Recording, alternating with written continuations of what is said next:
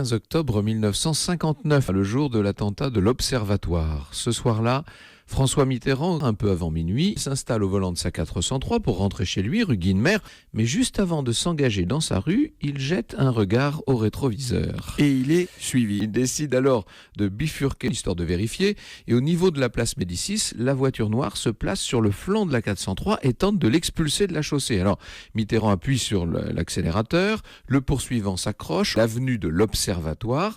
Comme pour déjouer l'attaque, François Mitterrand quitte sa voiture, il court s'abriter. C'est à ce moment-là que l'autre voiture déboule.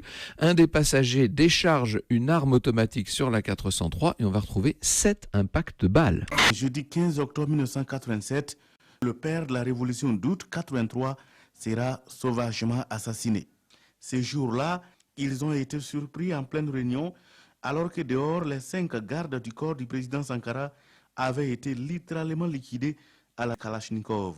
Puis, une nouvelle rafale. Le capitaine Thomas Sankara et ses collaborateurs venaient à leur tour d'être froidement abattus. Tout porte à croire que les assassins seraient les éléments de la garde rapprochés de Blaise Compaoré. Une chose est certaine, au lendemain de ce crime, Blaise Compaoré s'est autoproclamé président du Faso. Il y restera jusqu'au 31 octobre 2014.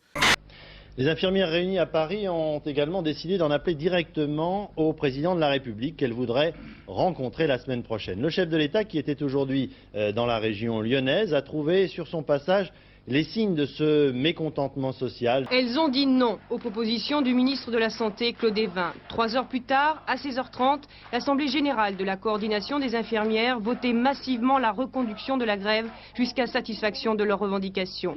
Et si la revalorisation de leur salaire reste au centre du conflit, les infirmières insistent aujourd'hui pour qu'un véritable effort soit fait sur leurs conditions de travail, sur les effectifs et la reconnaissance de leur profession. J'entends moins d'éloges que de critiques. Et c'est bien normal. Je suis là pour ça. Il faut bien que j'entende la plainte des Français quand ça va pas et là où ça va pas.